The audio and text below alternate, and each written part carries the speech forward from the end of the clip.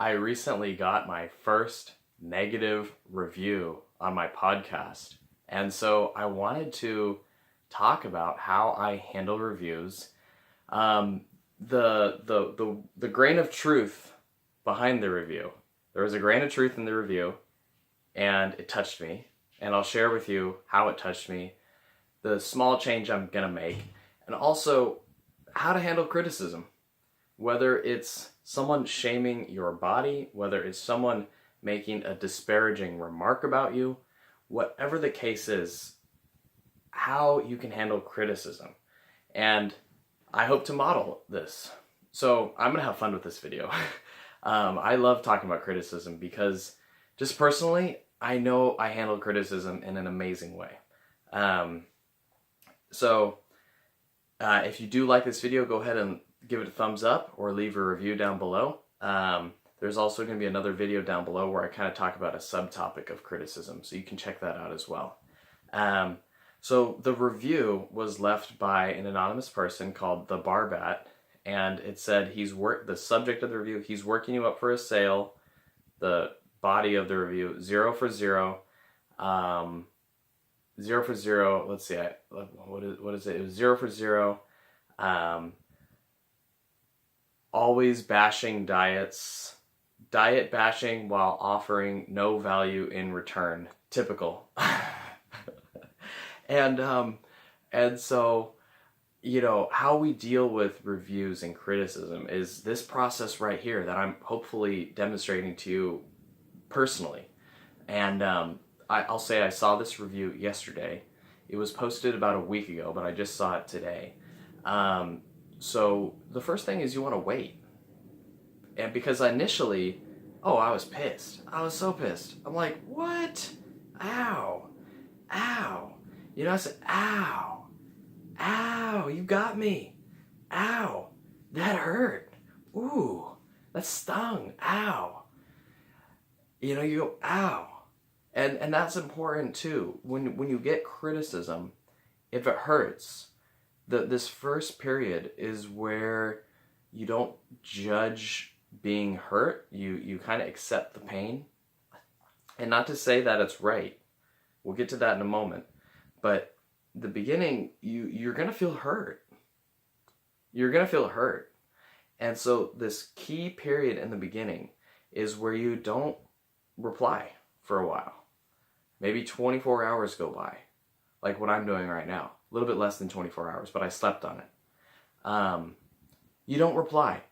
Have you ever replied to criticism and it got escalated, and then basically you created an enemy and you were nervous and you looked over your shoulder, or you really said some nasty stuff and then it came back to haunt you? The consequences of replying to criticism are just awful. So it is unfair, especially when the criticism is unfair and when it's just blatantly done to hurt you, or the other person is just having a bad day and they're just venting.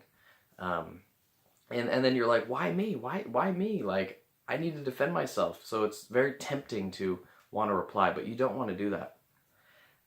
It's just going to make things worse. You got to sleep on it. So the next part is while you sleep on it. This is the tough part that most people don't do, and that I'm willing to share with you my process. You hopefully can see if there's any truth in that criticism without taking it too personally. So for me, this guy said, or girl, I'm not sure, but he or she said, he's working up for a sale, 0 for 0, always diet bashing while offering no value in return. So the grain of truth, I want to, instead of just going on to a criticism of this review, which I'll do in a little bit, but instead of just dumping on this person, I want to act with integrity. I want to model for you, integrity and truth. And the way I'm going to do that is by owning and apologizing to you about the first part of that. He's working you up for a sale. Because that was the part of the review that irked me the most, that hit me the most, that made me the most insecure, that was true. and I apologize. He's working you up for a sale. Because at the end of these videos, I often will say, here's how you can get in contact with me if you want to schedule a 15-minute session, or if you want to schedule a complimentary session. I don't normally actually sell anything on this podcast, but I'm leading up to a call to action. And, I don't really think there's anything wrong with that. But this comment has inspired me to be more like the models and mentors and business mentors that I admire. For example, Miles Beckler, he's just a random business guru. You don't need to know who he is or anything like that, but he sends value emails out and he rarely asks for a sale. Or Gary Vaynerchuk, how he says, give, maybe ask for a sale. So for me, I've been promoting at the end of the video like a 30-second thing about a sale, about taking that next step, about scheduling a call with me. And this is the part of the review that I feel is true, and I want to own that. And I want to thank my criticizer, Barbat. In the future, you're welcome to leave anonymous feedback at weightlossenlightenment.com/feedback. That probably would have been a better way to handle things. But we'll get to that in a moment. In the meantime, I want to own the truth of your criticism, however unfair it is. I do want to say that there's a grain of truth in there that I have been promoting myself too frequently, almost I'll say unethically. You don't want to promote too much. Why? I think I'm deathly scared of promoting myself. I am scared of it. I just hired a sales coach the other day to help me with some of these mental obstacles. Part of my rationale is like the more I just try to promote myself, the less fear I have over it. So these videos have become a nice little opportunity for me to kind of practice just saying, hey, if you want to schedule a call with me, you can do so here. But I think I should do that maybe like once a week or something like that. I do think it is a bit much to do it at the end of every video, which I've been doing. So that's me owning your criticism and thanking you. So now I feel that I am justified in giving you some feedback, because the way I want to give feedback is I really want to model this for you, Barbat. When you notice how I started off with a positive remark, right? I acknowledged your point, right? Now, hopefully you are not feeling defensive and you can listen to the constructive feedback that I have to offer you, okay? So constructive feedback is specific, and it's best coming after some sort of positive statement, whether it's an apology or even a compliment. Before we go into the constructive criticism, I'll just say that when you give a blanket negative statement, it puts the other person on the defensive, and they shut down listening from you. And they oftentimes might even attack you. They might even times, stop listening to you, so your point doesn't get made. Basically, I know, Barbat, that you might be struggling with some weight issues yourself, and that this is an incredibly painful topic. And maybe you don't struggle with weight issues. I don't know. But when you attack and only give negative feedback, you're not making the world a better place. You're really not. Because you're not giving me any way to improve. If you were to say specifically something that I can improve on, I could take that to heart and try to implement that. But when you give a blanket negative statement by saying he offers no value, I kind of just laugh at that, because that just not only insults me, but it insults the parents that I've interviewed who have kids with eating disorders. It insults the women that I've interviewed who have beaten eating disorders and overcome yo-yo dieting and binge eating, and they're sharing their story. It's just goddamn insulting to them. Okay? So, you're not helping anyone with your blanket negative criticism. It just is so easy to dismiss you. if there wasn't that kernel of truth with the sales thing, I probably wouldn't even make a video about this. But I thought it was an opportunity to be real, and to not hide behind an anonymous review either. So, anyways, so, that's my little quip on not leaving a blanket negative review, but making sure that it's specific and that someone can work on it, right? So I do. So this is some feedback that I wanted to give you. That when you just leave a negative review, it doesn't help anything. You want to give specific feedback.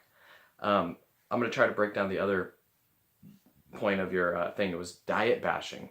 Diet bashing while offering no value in return. Cool. I'm happy to bash on diets. I really am. Like, if you see these books right here, if you're listening to the podcast, I'm doing this on a video. And I books it up here. I mean, these books bash on diets. This book is called, Secrets from the Eating Lab, The Science of Weight Loss, The Myth of Willpower, and Why You Should Never Diet Again. There's a lot of science that bashes diets, okay? Like, I'm happy to bash diets. Very, very happy to bash diets. Thank you. I think that actually is offering value. That's really funny that you say I offer no value, but while I bash diets, I would agree with bashing diets. I just think it's a valuable thing.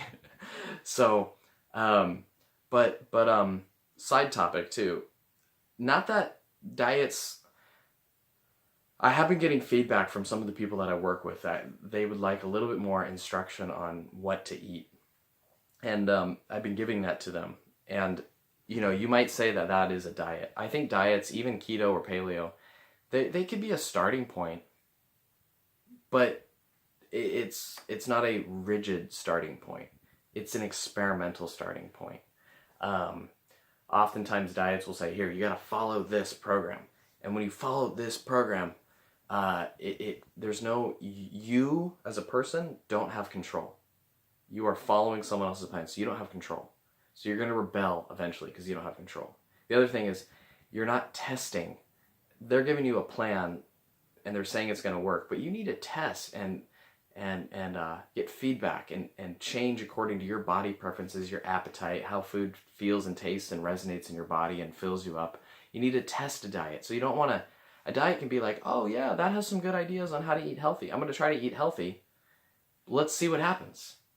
Let's see if I can make it my own. Let's see if I can have fun with it. Let's see if I can not be stuck in stone. Let's see if I can expect, this is a big thing too, let's see if I can expect that I'm going to binge eat. And when I binge eat, maybe I can not guilt trip, but instead try to learn why I binged. So anyways, I do bash on diets, but they can be a starting point for greater exploration. A little structure, if you take it the right way. You don't want to get rigid. You don't want to beat yourself up and expect that you'll stick to it perfectly. You kind of want to be loose about it, expect that you're not going to stick with it, and to try to understand why and to experiment and have fun. And so anyways, that's my thoughts on diets. What else do I have? I think that's I'm feeling complete. I feel like I've handled this the best I can. But thank you, seriously. This has inspired me to make better content at the end of the day. And to just really come from a place of serving. Really focusing on that pure intention to serve, which I do anyways. I mean, most of these episodes, I literally will study for 20 or 30 minutes, like 10 minutes maybe, just being honest, 10 minutes out of a book, and I'll get an insight, and then I'll make a podcast episode about it, because I know that's the best way to learn, is if I teach it, right? So, so I know that I'm coming from a good place. I'll read straight from the science. I'll create a little story around it. I'll try to give a little step. I'll try to, I can't just give a fact, right? If I give a fact without a story, people aren't going to listen. So I create a little story around it. But it's generally, I'm doing my research right before I make the podcast episode. So, I guess I am a little offended too that you're saying you're not finding value. But I think that's on you, Barbat. I think your negative comment is so negative that you are projecting. You're just lashing out and you're not taking personal responsibility. And I know you've heard this before, that you're not taking personal responsibility, you're lazy, etc. And I'm not saying it that way. You need to take compassionate personal responsibility. This isn't a personal responsibility where, if you fail, you're a worthless piece of shit. No, this is you compassionately taking personal responsibility and acknowledging that you're going through some struggles and learning how to be okay with that. Because right now you're not okay with yourself, and so you are lashing out on my podcast and leaving blanket negative reviews, which are just insulting to me, insulting to the people I interview. They're not helping anyone. They're bringing the world down and making it a negative place. I know you don't want that. I know you don't want that. I know that you want to be a healthy, happy person, and that does start by just saying, hey, I'm a little screwed up right now. Maybe there are some small steps I can take to improve. And maybe I can learn from my failures and not beat myself up, right? Don't beat yourself up, Barbat. Don't beat yourself up. I can hear, I can hear that this inner critic is just raging on in the background of your mind. I see that. I mean, I don't really see that, but I'm betting.